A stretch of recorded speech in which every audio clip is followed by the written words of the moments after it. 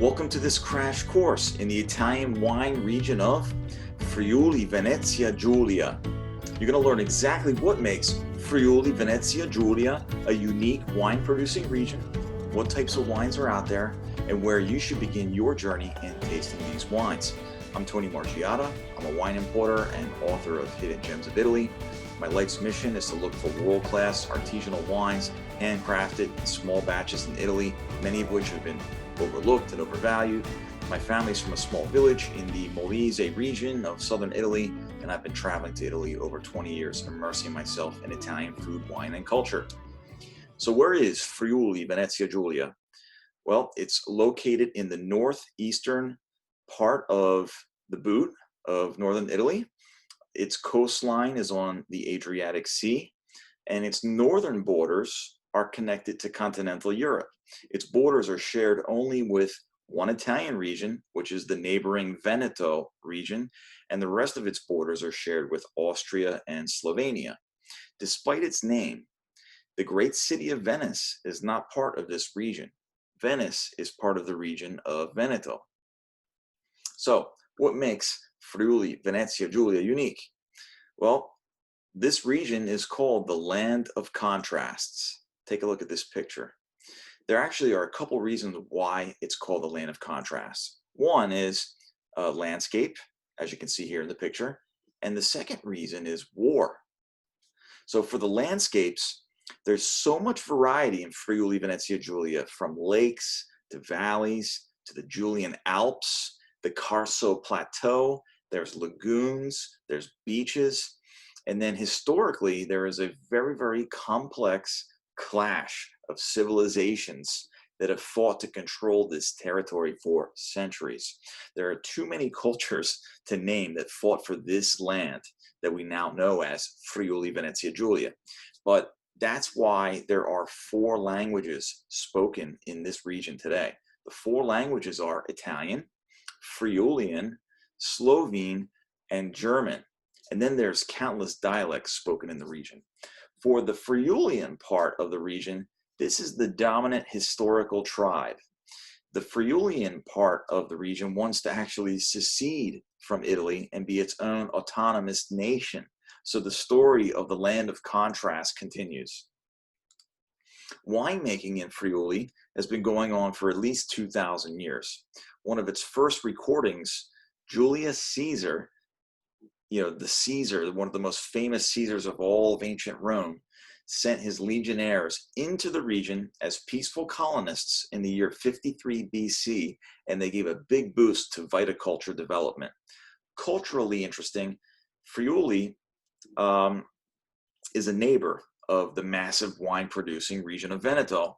So naturally, there is a little bit of competition going on, but I've been told by some Friulians that in Veneto, you can make bad wine and still sell it to people, and people will buy it. But in Friuli, if you make bad wine, you'll be out of business quick, which is kind of funny. That's not to speak badly about Veneto, but rather Friuli is a small region where everybody knows everybody. And if the word goes around that someone makes bad wine, the word gets around fast. So how should you think about Friuli Venezia Giulia wines? Of course, they have their own native grape varietals, and they have many. And then, of course, there is the sub-regions or Appalachians. So before we get into the native grapes of Friuli, I'll quickly mention that you will find in this region a high concentration of French varietals like Cabernet Sauvignon, tons of Merlot, and even Pinot Grigio. But I think it's important to focus in on what really makes Friuli a unique wine region. So we'll stick with native grape varietals that are unique to the region.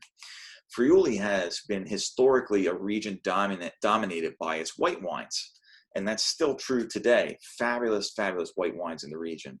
There are many, many others, but this list will be a good start while you're exploring the region. If you're a white wine fan, you're going to love this place. But just as Friuli's white wines are they're so well respected, let's not forget 2 very important varietals in the red category. One is Refosco, which is actually a grape family, and there are many different Refosco varietals, just like there are many different versions of Malvasia and Trebbiano. And then there's also schioppettino, a very, very important red varietal in the region. And so, like I say in all the other videos, if you can find yourself a small artisanal version of any of these wines, you're much better off sort of getting to experience the essence of these varietals. And in Friuli, it should be fairly easy to find smaller producers because it's just a smaller producing region, and it's not as industrial as some of the other regions like Tuscany and Veneto, just generally speaking. And then on the white wines, the white varietals that we have, I would say going in order of importance, and that's ribolla gialla, friulano, Malvasia istriana, and piccolite. Now, piccolite is strictly a sweet wine in the region, but I felt to mention it because it is probably one of the most important sweet wines in Italy today. This is the wine map of Friuli Venezia Giulia. As you can see, this map includes both the DOCGs and the DOCs. It's a fairly easy map to follow. You may have noticed some of the other regions in the other videos I've had.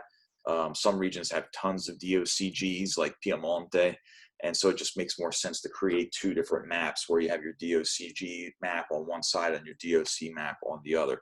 But in this case, because it's a small region and there's not too many appellations overall, this map makes perfect sense and easier to follow. So what are the most important appellations? Well, number one is Colli Orientali del Friuli, DOC. This is probably one of the most important appellations. Some of the most important wines are coming from that appellation. For ribolla gialla, the white wine, these two appellations, Colli Orientali del Friuli and Collio DOC, these are the most important appellations if you want to explore the ribolla gialla grape.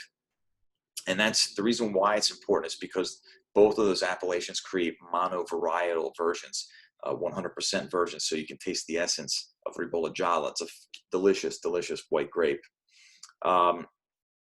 With the Colli Orientali del Friuli DOC, you'll also find red wines coming from that appellation as well, like the schioppettino wines. So it's a very diverse appellation with lots of variety in it.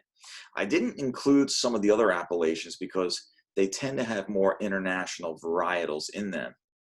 And of course, piccolite is, as I just mentioned, one of the most important sweet wines in all of Italy, and it's been given a DOCG status. What's the first white wine you should try? Well, ribolla gialla for sure. It's the first one. Just pick up a ribolla gialla, Colli Orientali del Friuli DOC. You almost can't make a mistake with this. Anyone that you pick up will be probably pretty damn good. Of course, if you can find a really, really small producer, it'll take the tasting experience to a new level, but this is pretty easy. Just pick up any ribolla gialla with the Colli Orientali DOC. You know, the best ones that I've had, they're very sort of medium bodied on the front palate, and then they get huge on the back. The back is like super high, exciting acidity and fuller bodied. Schioppettino is the first red wine you should try, also coming from the Colli Orientali del Friuli DOC. Typically, it's medium-bodied, aromatic, and smooth tannins. It's overall a very enjoyable wine. It's not too complicated, so it's just an easy, everyday drinking wine. So that's it for Friuli Venezia Giulia. Make sure you subscribe to Gladiator Wine TV so you don't miss out on new videos about artisanal Italian wines and much, much more. And remember, great wines are not made in great numbers.